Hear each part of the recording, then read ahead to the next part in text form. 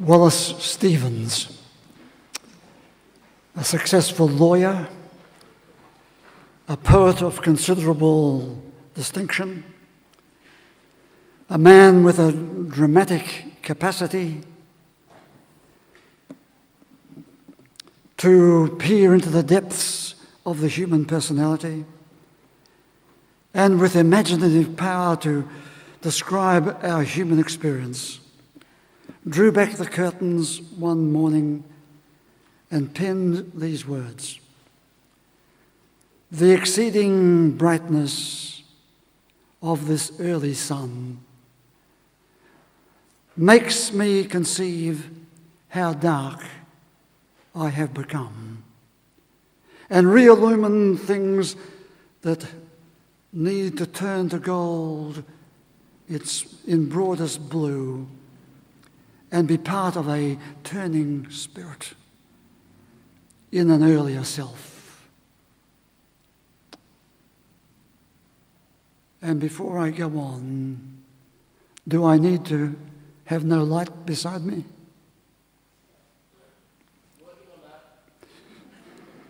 Work quicker.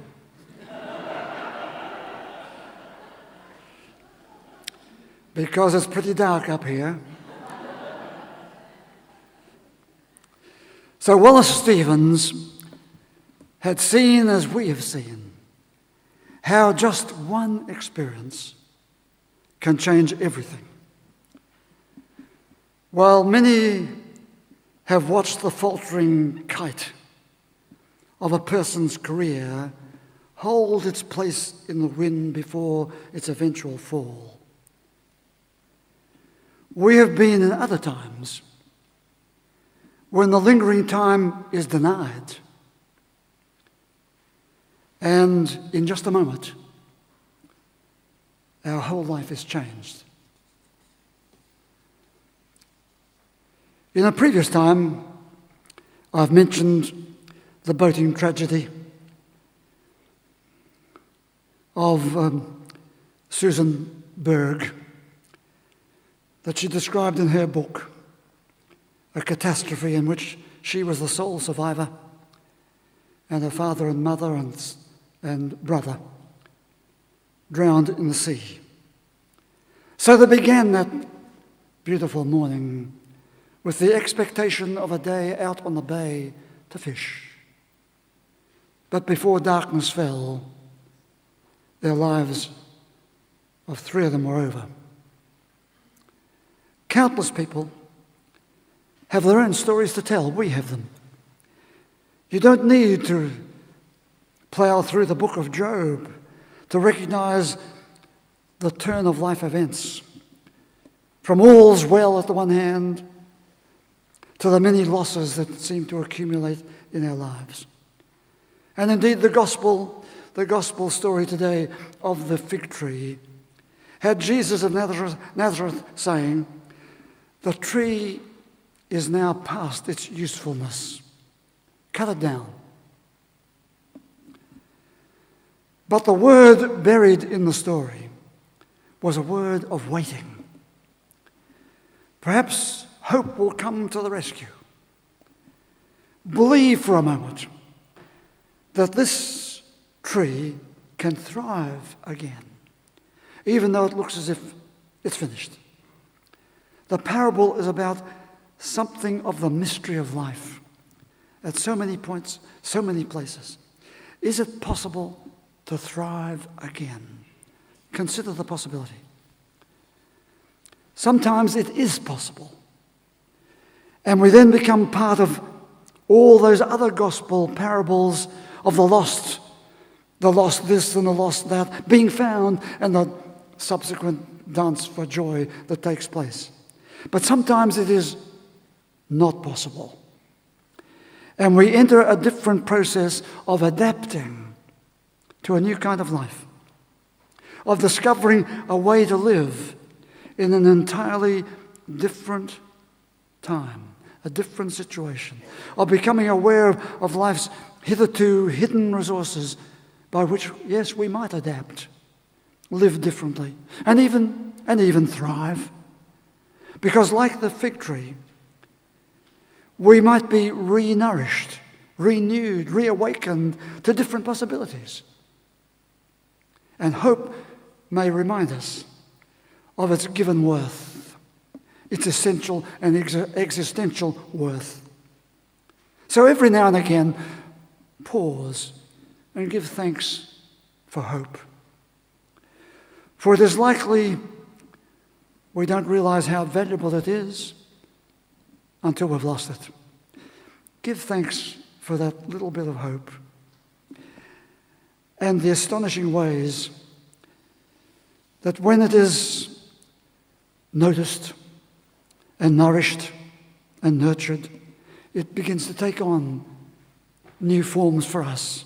Like the fig tree, its new growth takes us into an expansive experience that was not envisaged before. So if we consider that one event that changed everything in your life, you might see some 3 or 4 possible responses. The first one is that we shrivel up. Like the fig tree, if it's not nurtured, if it's not watered, it shrivels up. We regress. We diminish in ourselves and we grow smaller. That can happen. Or secondly, we can adapt. We can accommodate. We can accept. Or thirdly, we can wait. We can sit and wait.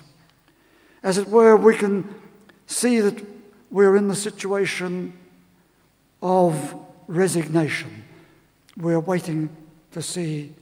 What are we waiting to see? There's a resignation there. Or fourthly, maybe out of everything and because of everything, something different might happen. So these are some of the peculiar, some of the inevitable consequences. One event, it has the visual effect for us. Here is one event. It has a visual effect to tell us that suddenly this can happen and a totally new situation can follow.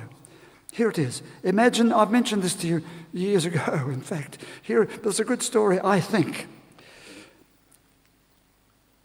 Imagine one of those steep, high-pitched, gabled roof churches in the mountains of Switzerland.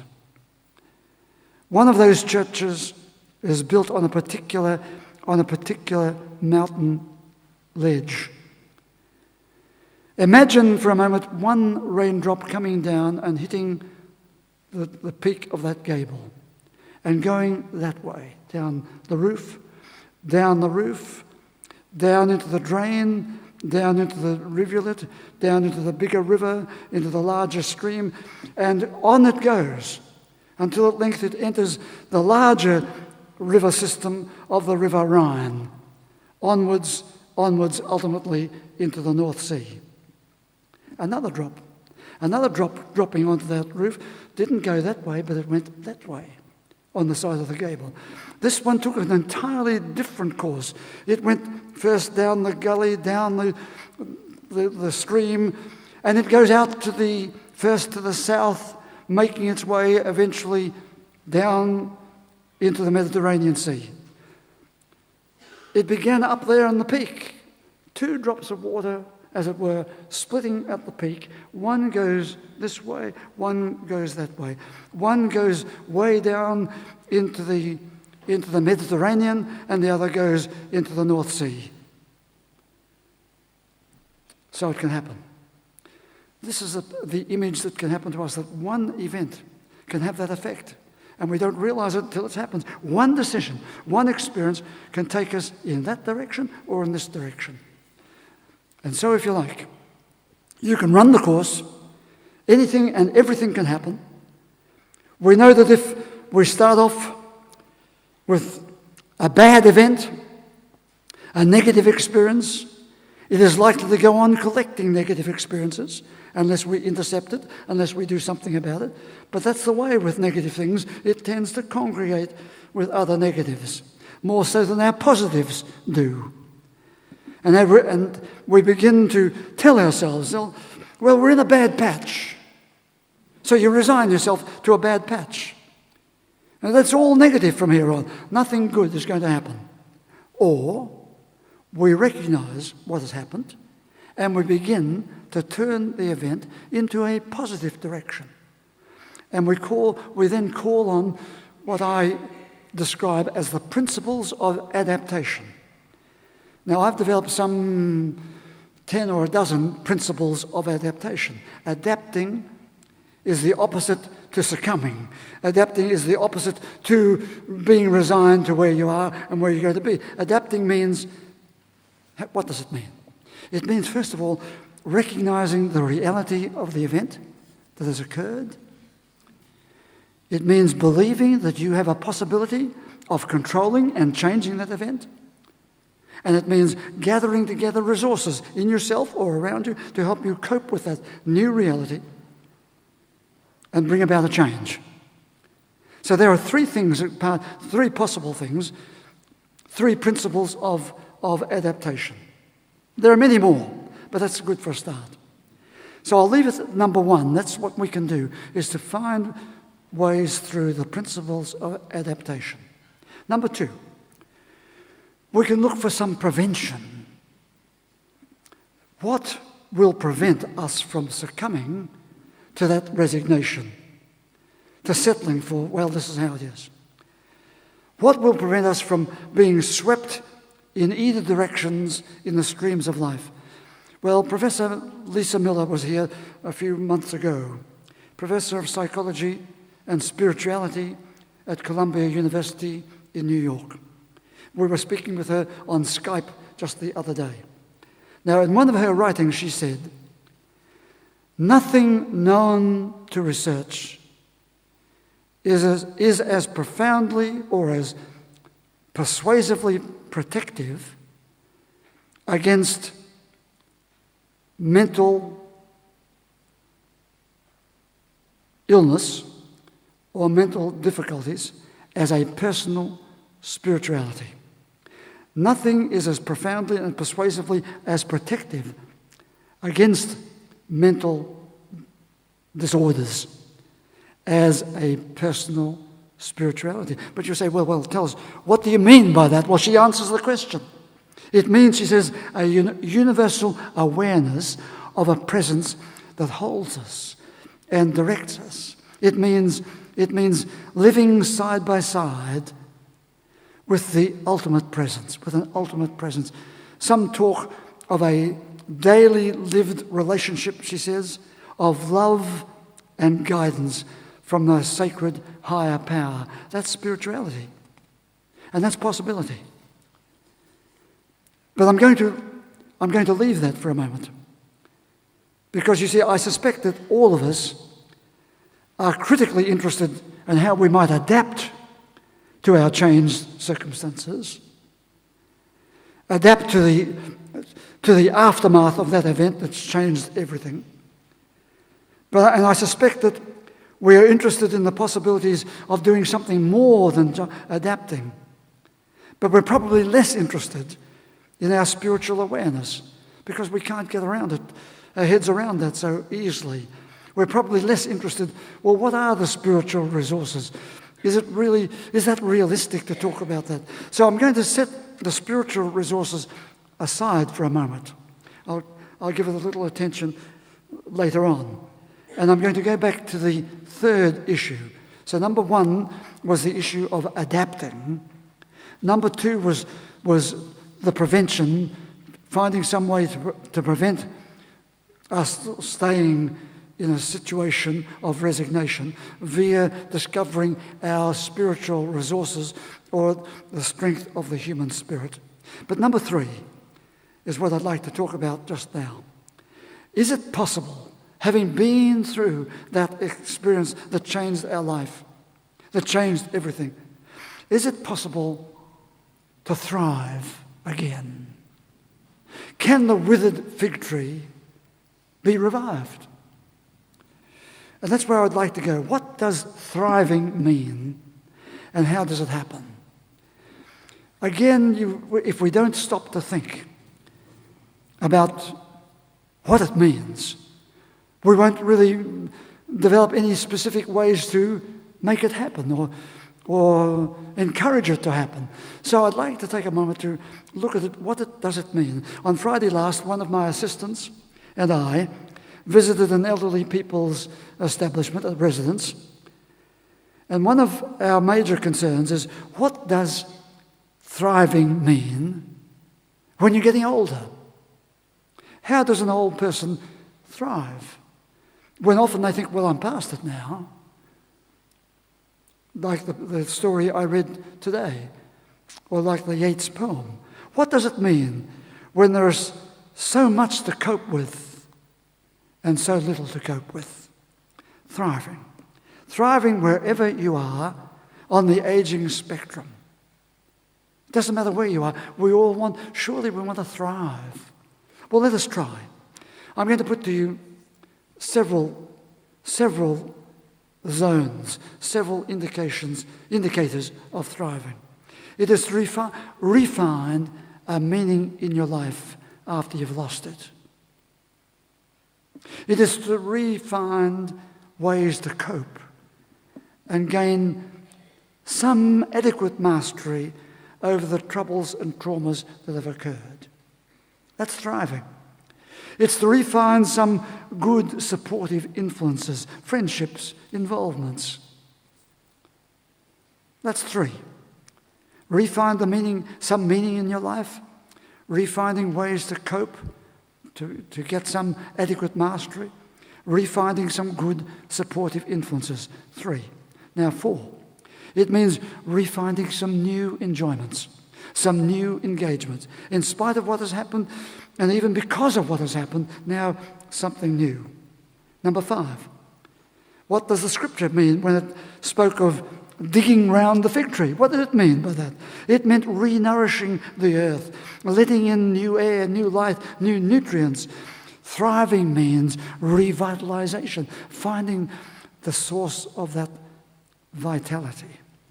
And number 6, you need to be a little excited about the possibility.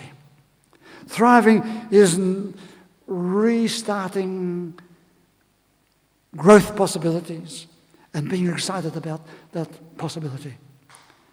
So we can now return to the spirituality of it all. I've moved through the adaptation. I've moved through the issue of thriving. Now let us go back and have a look at the other fellow that I left behind.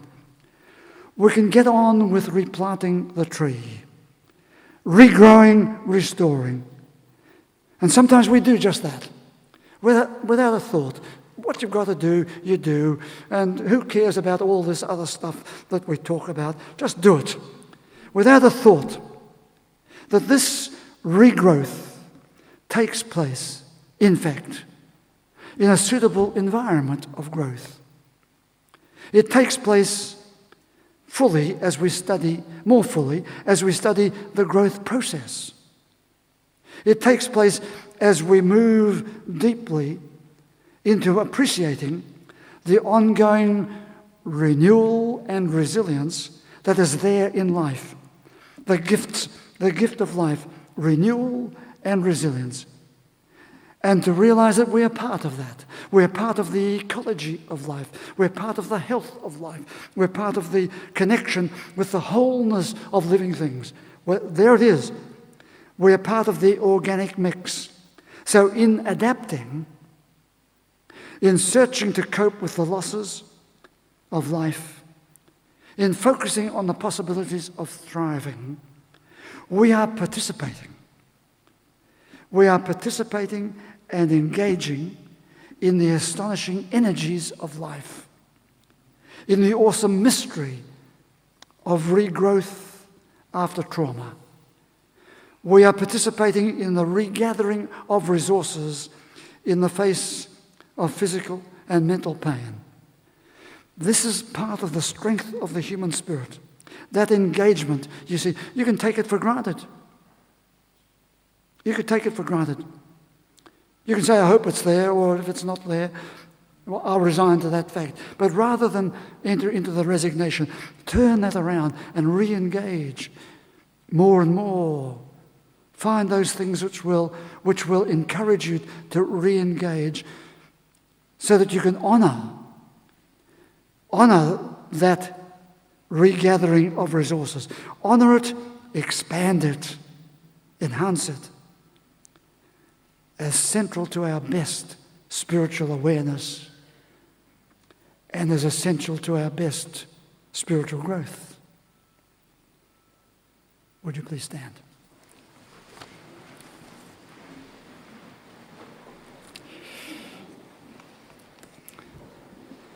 Well, we've made it in spite of no light. So first I came in here and left my spectacles behind. But thanks to John, that situation was retrieved. And then I come and we have no light up here, and that's somewhat difficult, but thanks to the people at the back for trying. And we've come through, and you're still here, aren't you? So I give you the blessing for this day.